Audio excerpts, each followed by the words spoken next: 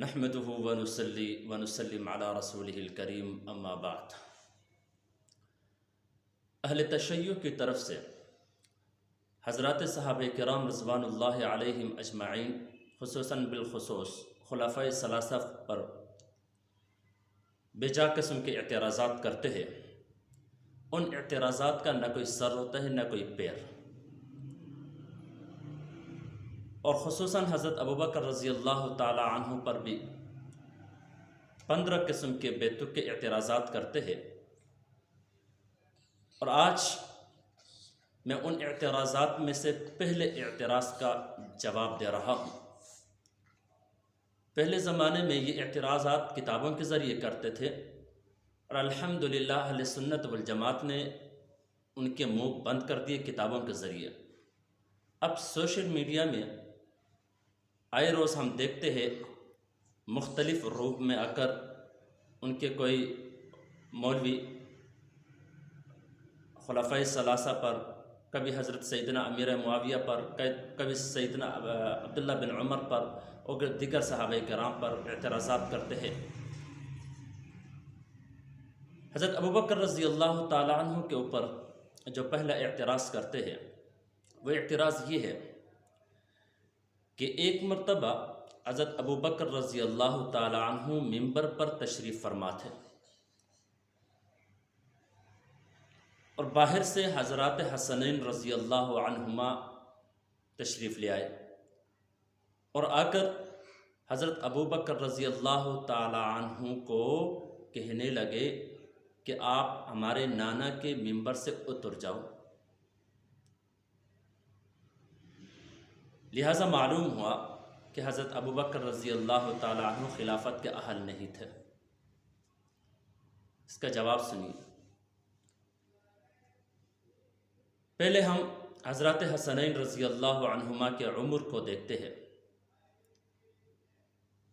حضرت حسن رضی اللہ عنہ کی پیدائش سن 3 ہجری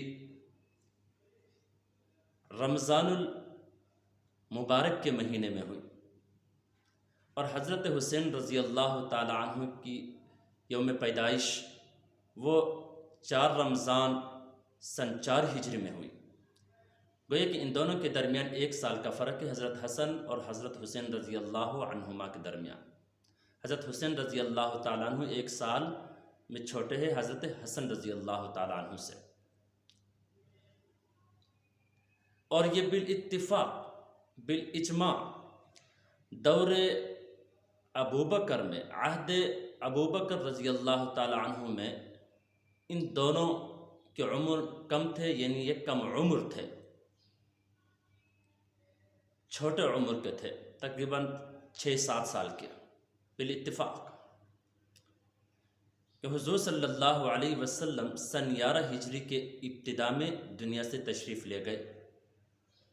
تو ان حضرات کا عمر بالاتفاق بالاجماع حضرت ابوبکر رضی اللہ تعالی عنہ کے دور خلافت میں 6 یا 7 سال کے تھے۔ اب یہاں پر 2 صورتیں ہیں۔ یا اہل تشیع ان حضرات کے اقوال اور افعال کو معتبر تسلیم کریں گے اور اسی پر اپنے احکام کی بنیاد رکھیں گے۔ اہل تشیع یعنی ان حضرات حسنین رضی اللہ عنہما کے اقوال اور افعال کو معتبر تسلیم کریں گے اور اسی پر اپنے احکام کی بنیاد رکھیں گے۔ دوسری صورت کہ ان کے ان اقوال اور افعال کو اہمیت نہیں دیں گے اور اس پر احکام نہیں نکالیں گے۔ پہلی صورت میں اگر اہل تشیع ان حضرات کے افعال اور اقوال کو معتبر تسلیم کریں گے اور اسی پر اپنے احکام کی بنیاد رکھیں گے، تو اس صورت میں ترک تقیہ لازم آئے گا، جو اہل تشیع کے ہاں واجب ہے۔ تقیہ کو چھوڑنا لازم آئے گا، جو تمام اہل تشیع کے ہاں کیا ہے، یہ واجب ہے۔ یعنی حضرت حسین رضی اللہ تعالیٰ عنہ خاموش کیوں نہ رہے۔ پھر یہاں پر حضور صلی اللہ علیہ وسلم کی مخالفت بھی لازم آتا ہے، کیوں کہ حضور صلی اللہ علیہ وسلم بدھ سے لے کر پیر کے روز تک حضرت ابوبکر رضی اللہ تعالی عنہ کو اپنا خلیفہ بنا کر 5 وقت کی نمازوں کو پڑھنے کا حکم دیا اور اپنا خلیفہ بنایا، اور اسی اسنا میں جمعہ اور خطبہ بھی آپ صلی اللہ علیہ وسلم کی نیابت میں حضرت ابوبکر رضی اللہ تعالی عنہ سر انجام دیتے رہے، اور اسی صورت میں حضرت علی رضی اللہ تعالی عنہ کی بھی مخالفت لازم آئے گا، کیوں کہ اسی نیابت کے دوران جب حضور صلی اللہ علیہ وسلم نے حضرت ابوبکر رضی اللہ تعالی عنہ کو اپنا نائب بنایا، اپنا خلیفہ بنایا، تو حضرت علی رضی اللہ تعالی عنہ اس کے پیچھے 5 وقت کی نماز ادا کرتے رہے، اور جمعہ کی نماز بھی حضرت ابوبکر رضی اللہ تعالی عنہ کے پیچھے ادا کرتے رہے۔ یہ تمام صورتیں کیا ہے لازم آئیں گے پہلی صورت میں۔ اگر دوسری صورت ان کو کم عمر سمجھ کر ان کی بات کو اہمیت نہیں دیں گے تو کچھ نقص لازم نہیں آئے گا۔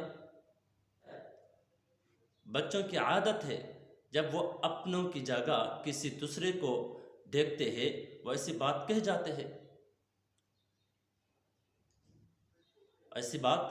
ہیں، لہٰذا بچوں کی بات کا اعتبار نہیں کیا جاتا۔ اور ایک بات یاد رکھیے، تمام انبیاء کرام اور ائمہ عام مخلوق سے ان کے ایمان کے مراتب تو بہت اونچے ہیں، بڑے ہیں، مراتب ایمانیہ میں بہت بلند مقام پر فائز ہے، لیکن احکام بشری بچپن میں ان میں بھی پائے جاتے ہیں۔ اس لیے کہا جاتا ہے مقتدا بننے کے لیے کمال عقل کی حد کو پہنچنا نہایت ضروری ہے۔ منصب رسالت شاذ و نادر مثالوں کو چھوڑ کر منصب رسالت تک کسی کو عطا نہیں ہوئی۔